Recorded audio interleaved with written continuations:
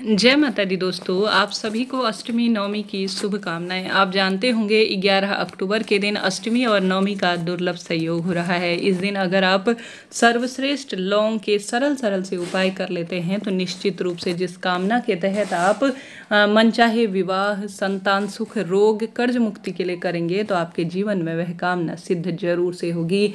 शुक्रवार की तिथि होने के कारण यह और अधिक श्रेष्ठ हो गई है। हमेशा ही गुरुजी ने कह रखा है, आप जानते होंगे, जब भी शुक्रवार की तिथि हो आपको जल के लोटे में थोड़ा सा कमल गट्टा या कमल का फूल डालकर शिवलिंग पर जल चढ़ाना चाहिए। साथ ही लाल चंदन भी अगर जल के लोटे में शुक्रवार के दिन शिवलिंग पर जल चढ़ाने वाली वस्तु में समर्पित करते हैं तो धन की समस्या खत्म होती है और परिवार में आने वाली विपत्तियों का नाश होता है। आप सब जानते होंगे। तो ऐसे में आप सभी को विधि विधान से अपने घर के मंदिर में या महादेव के मंदिर में जब आप पूजन करेंगे तो इस बात का आप ध्यान रखें कि आप सभी को शिवलिंग के जो जल चढ़ाने के लोटे में है लाल चंदन, संभव हो तो लाल फूल भी डालें।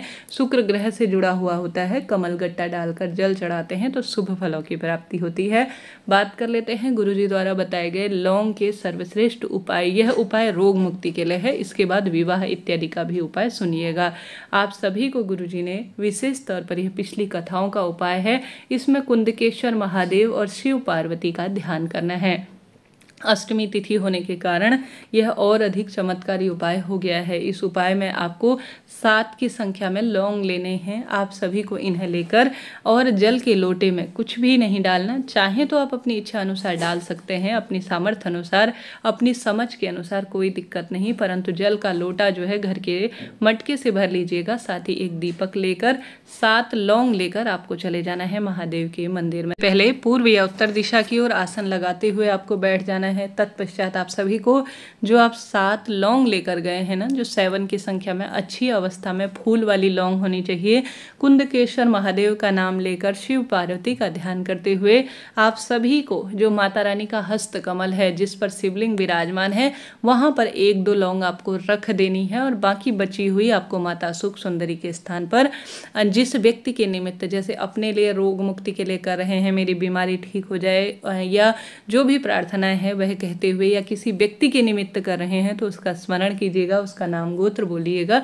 शुभ रहेगा। और साथ ही आप सभी को जो 7 लौंग ले गए हैं माता अशोक सुंदरी के स्थान पर 1-2 लौंग रख दीजिए। बाकी की आप लौंग जो है माता रानी के हस्त कमल पर समर्पित कर दीजिएगा। उसके बाद आपको जल चढ़ाना है श्री शिवाय नमस्तुभ्यम और कुंदकेश्वर महादेव की जय कहते हुए। ठीक है जी।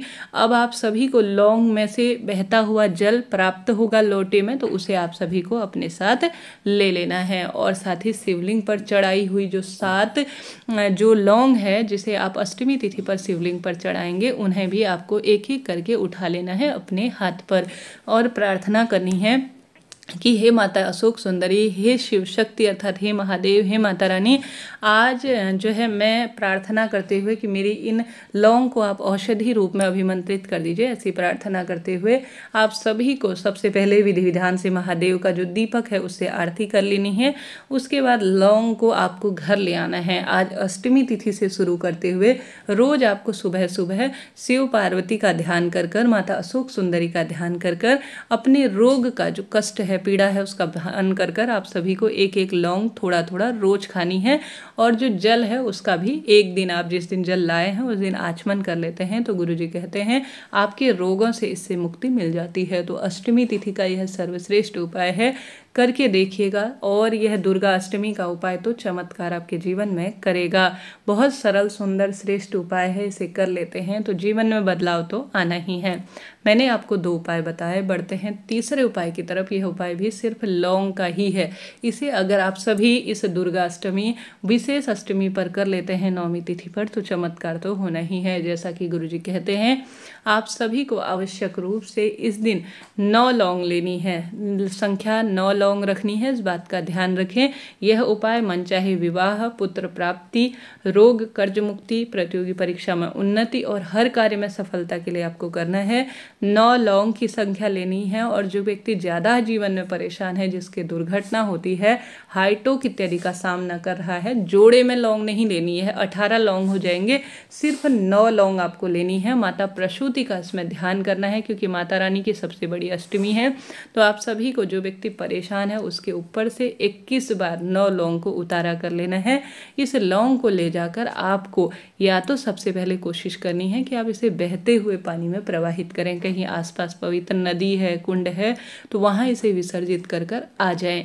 परंतु ऐसा नहीं है, क्षमता सामर्थ्य है नहीं, तो आप सभी घर में शिवलिंग है तो उसमें इसे समर्पित नहीं किया जाएगा, इस बात का ध्यान रखें। गुरुजी ने साफ शब्दों में कहा है कि महादेव के मंदिर में विराजमान शिवलिंग जिस पर माँ पार्वती और महादेव हैं, माँ प्रसूति का ध्यान करते हुए आपको समर्पित कर देना है। आप देखेंगे कि जो महाकाल है वह विष का प्याला पीने वाले हैं और समस्त जनता को, समस्त सृष्टि को अमृत बरसाने वाले हैं, तो आपके जीवन में भी इससे अमृत बरसेगा। और लौंग का भोग माता रानी और महादेव को बहुत अधिक प्रिय है। अगर उन पर आप अपना 21 बार उतारा हुआ लौंग समर्पित कर देते हैं जिसमें माता प्रसूति का आपने नाम लिया है, तो आपका विवाह होगा, पुत्र की प्राप्ति होगी, रोग कर्ज से मुक्ति होगी, साथ ही जिस अवस्था में है उससे उन्नति हमेशा करेंगे, व्यापार में भी गति मिलना शुरू हो जाएगा। तो माँ प्रसूति का नाम लेकर एक बार यह प्रैक्टिकल कर तो देखिए जीवन में कैसा बदलाव आता है। खुली आंखों से आप चमत्कार देखेंगे। तो कितना सुंदर उपाय है। 3 उपाय एक साथ भी कर सकते हैं। यह 9 लौंग का उतारा भी उपाय कर सकते हैं, 7 लौंग वाला जो जल लाने का उपाय है उसे भी कर सकते हैं। कोई भी आप उपाय कर सकते हैं। 2-3 उपाय भी अष्टमी तिथि पर बहुत लाभ देते हैं, करके देखिएगा, लाभ आपको मिलना ही है। तो मैंने 2 उपाय बताए, बढ़ते हैं तीसरे उपाय की तरफ। कमेंट्स में लिख दीजिए जय माता दी, हर हर महादेव। आप सभी अष्टमी का व्रत कब करेंगे, इसका वीडियो कम्युनिटी में मैंने शेयर कर दिया है। मेरे दूसरे चैनल पर आप जाकर देख सकते हैं। अष्टमी, पारण, शुभ मुहूर्त, संपूर्ण जानकारी, विसर्जन कैसे करना है इसका विधान बताया गया है। आपसे अनुरोध है चैनल को सपोर्ट करें, सब्सक्राइब करें, लाइक करें, शेयर करें। कोई भी प्रश्न हो वह भी आप सभी मुझसे पूछ सकते हैं। और कुंडली विश्लेषण या कोई शुभ मुहूर्त इत्यादि की जानकारी चाहते हैं तो आप व्हाट्सएप करें, मैं अपना नंबर आपको दूंगी, आप सभी मुझसे बात कर सकते हैं। अब बात कर लेते हैं लौंग के एक सर्वश्रेष्ठ उपाय की तरफ। यहाँ एक विशेष जानकारी आपको देते हुए चलूँ, अगर किसी कारण से घर में आपने माता रानी को रोज लौंग समर्पित कर रखे हैं तो उसका क्या करना चाहिए, यह प्रश्न आते हैं। तो वह लौंग आप सभी को जो है, जब आप अष्टमी नवमी का हवन करेंगे तो उसमें आप सभी डाल सकते हैं और साथ ही नदी में भी प्रवाहित किए जा सकते हैं, कोई दिक्कत नहीं। अग्नि के माध्यम से भगवान जी ज़्यादा जो है कोई भी चीज़ ग्रहण करते हैं, आप जानते होंगे। तो यह सरल सा कार्य आपके भाग्य बदल सकता है। साथ ही आप सभी से अगर संभव हो तो इस दिन लौंग की माला, कई भक्तजन यह उपाय भी करते हैं। 108 लौंग लाल धागे में माँ को जो है माला स्वरूप बनाकर उसे गले में माँ के पहनाते हैं अष्टमी नवमी पर, या मंदिर जाकर पहनाते हैं, तो यह भी संतान सुख, रोग कर्ज मुक्ति देने वाला होता है। एक दूसरा उपाय है लौंग का, जिसमें लाल कलावा लिया जाता है उम्र के बराबर, 25 साल उम्र है, 30 साल उम्र है, 20 साल है, रोग से प्रभावित है या माँ ने सब कुछ दिया है, सिर्फ माँ को प्रसन्न करना चाहते हैं, बच्चे के लिए, अपने पति के लिए, अपने जीवन में रोग कलह कलेश की मुक्ति के लिए, हर कार्य में यह सहायक है।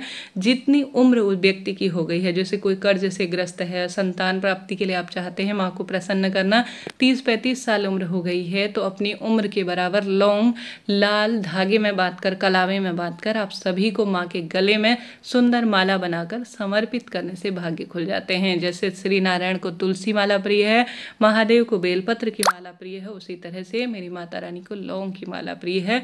तो कोशिश करें आप ज़्यादा से ज़्यादा इन चीज़ों को जो है माँ को समर्पित कर कर प्रसन्न करें। हार रहे हैं, दुख पा रहे हैं, कष्ट कर्ज से घिरे हैं, तो इस दिन का लाभ उठाकर भाग्य की रेखाएं प्रबल करें। वीडियो उचित उपयोगी रहते हैं तो कमेंट्स में जय माता दी लिखना ना भूलें।